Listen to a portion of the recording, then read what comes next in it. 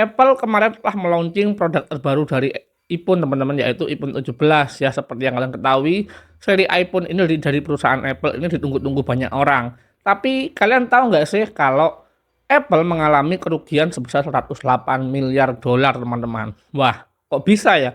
Padahal hype-nya lumayan gede loh. Banyak orang yang menantikan inovasi dan desain dari Apple ini. Tapi kenapa ya market value-nya kok bisa turun sampai 108 miliar dolar teman-teman. Dolar loh ini. Itu puluhan ribu triliun teman-teman. Dalam peluncuran seri iPhone 17 ini, para investor kecewa lantaran karena desain dan inovasi iPhone ini sangat minim teman-teman. Ya seperti yang kalian ketahui, iPhone ini terkesan ketinggalan atau terkesan kurang adanya inovasi. Desain terbaru banyak orang bilang, wah kameranya kok mirip Poco ya. Wah kok upgrade-nya 120 Hz baru sekarang ya. Seperti yang kalian ketahui, seri Android apalagi dari brand Cina 1 juta aja sudah layarnya 120 Hz teman-teman. Lah iPhone masih baru sekarang upgrade-nya 120 Hz.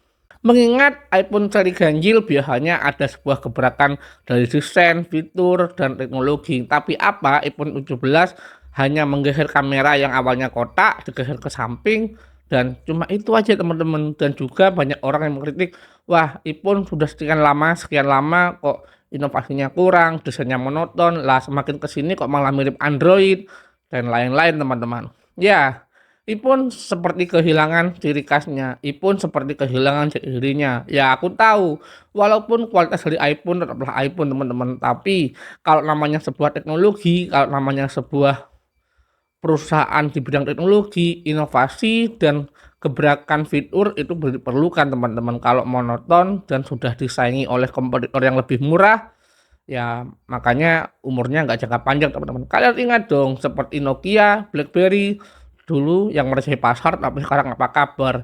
Apakah iPhone nanti akan bernasib seperti BlackBerry dan Nokia teman-teman? Entahlah teman-teman.